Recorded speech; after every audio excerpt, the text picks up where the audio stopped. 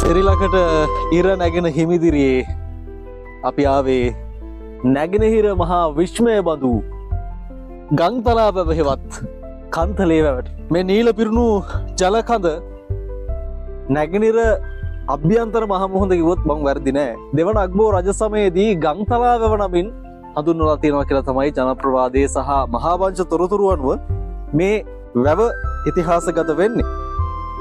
කන්තලේ වැවේ ඉතිහාසය සම්බන්ධයෙන් කතා කරද්දී කන්තලේ වැවේ ඉතිහාසය ප්‍රාදේශීය පාලකයෙකු විසින් ආරම්භ කරමින් දෙවන අග්බෝ රජතුමා විසින් විශාල කරා කියලා සඳහන් කරලා තියෙනවා. අර ප්‍රාදේශීය පාලකයා ඉදි කරපු වැව.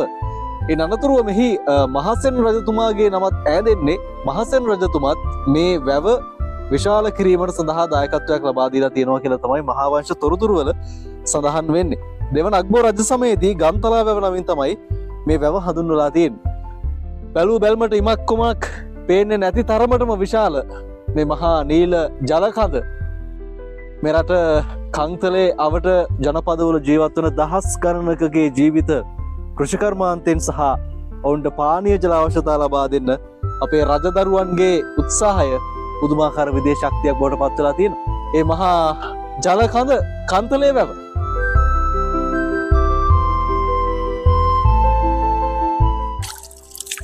මේ පිරීලා තියෙන මහා ජලකඳ පුදුමාකාර දුරග්ගවල තමයි එන්නේ. ප්‍රධාන වශයෙන්ම කන්තලේ වැවට මේ අවට ඩ්‍රෝනි වල එකතු වන ජලය වගේම විශේෂයෙන්ම දුර බැහැර සිටේන පොල්ගොල්ලේ සිටේන වතුර පොදත් මේ ජලයට එකතු වෙලා තියෙනවා.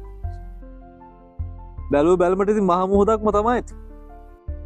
මේක ලන්දේසින්ගේ ප්‍රාදේශීය පාලනයන් යටතේත් ප්‍රතිසංස්කරණය කරලා ඒ වගේම ලන්දේසින්ගෙන් පසුව බ්‍රිතාන්‍යයන් විසිනුත් මේ වැව් බැම්ම මෙතරම් විශාල විදිහට නිර්මාණය කරලා තියෙන වර්තමානයේ වැව් බැම්මේ උස අඩි 52ක් විතර වෙනවා. ඒ තරම් උස වැව් බැම්මක් ලන්දේසින් සහ ඉංග්‍රීසියනුත් හදන්න හේතුව තමයි මේ ප්‍රදේශයට ජල අවශ්‍යතාවය හොඳටම තේරුම් ගත්ත එක වගේම යලමහ දෙකන්න රන්වන් කරලින් පැසෙන ගොවිතැනට කියාපු මහ පොළොවක් මේ භූමියේ තියෙන හින්දා.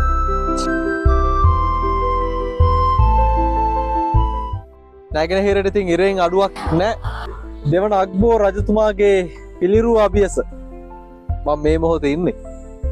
කන්තලේ වැවේ නිර්මාතෘවරයා විදිහට දෙවන අග්බෝ රජතුමා මේ ප්‍රදේශ ජනතාවගේ පිළිගැනීම දෙවන අග්බෝ රජතුමාගේ පිළිරුවක් නිර්මාණය කරලා තියෙන ප්‍රදේශවාසීන් එකතු වෙලා මේ ඈත ඉමක් කොනක් නැතුව පේන්නේ කෙත්වතු.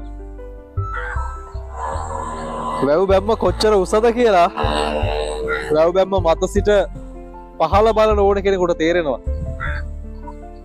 මට ගඩන් වලින් කොච්චර උසද කියලා හිතාගන්න බැරි තරමටම වැව් බැම්ම විශාල කරලා තියෙනවා වර්තමානයේදී. ඉතින් නැගෙනහිර මහා විශ්මය කන්තලේ වැව නොවේද කියලා යලි යලි සිහිපත් වෙනවා මෙස්සරට ආවම.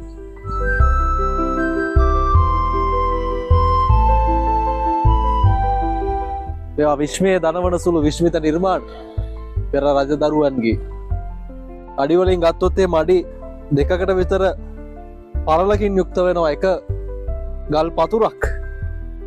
මේ ඇතුළටම තිබෙනවා. ඉතින් මේ ප්‍රතිසංස්කරණය කිරීමේදී ගලවා ඉවත් කරන ලද ඉපැරණි වම්හොරව්වේ කොටසක් මේ ආකාරයට අපිට දැක බලා ගන්න සුරක්ෂිතව ස්මාරකයක් විදිහට නිර්මාණය කරලා තියෙනවා.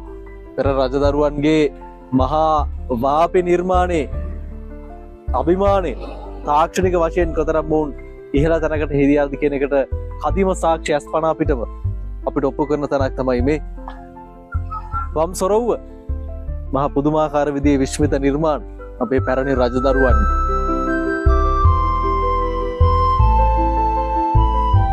කන්තලේ මේ මහා නීල දියවරට ජලයෙන් පෝෂණය කරන්න ඇලහැර ඇලත් දායකත්වය සපයනවා. ඉතිං ඇහැර ඇල ඔස්සේ එන ජලය දිය බෙදුමෙන් දෙකට බෙදිලා බෙදී යනවා ගිරිතලේ සහ මින්නේරියට. මින්නේරිය සිට රජ ඇල හදවමින් මහසෙන් රජතුමා කන්තලේ වැවට ජලය ගෙනාවා කියන එක තමයි ඉතිහාසයේ සඳහන් වෙන්නේ.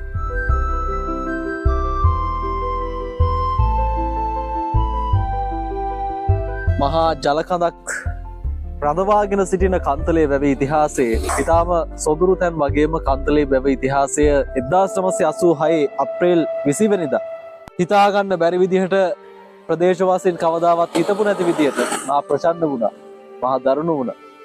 1986 අප්‍රේල් 20 වෙනිදා කන්තලේ වැව් බැම්මේ කොටසක් කැඩී ගියා. එවන් මහා විපතක් මේ මහා වැව් බැම්මේ මේ මහා දියවරෙන් සිදු වුණේ පෙර රජදරුවන්ගේ වැරද්දකින් නොවන වග ඒ වෙනුවෙන් පත් කරලා තිබුණු ජනාධිපති කොමිෂන් වාර්තාවකින් එළිදරව් වෙනවා.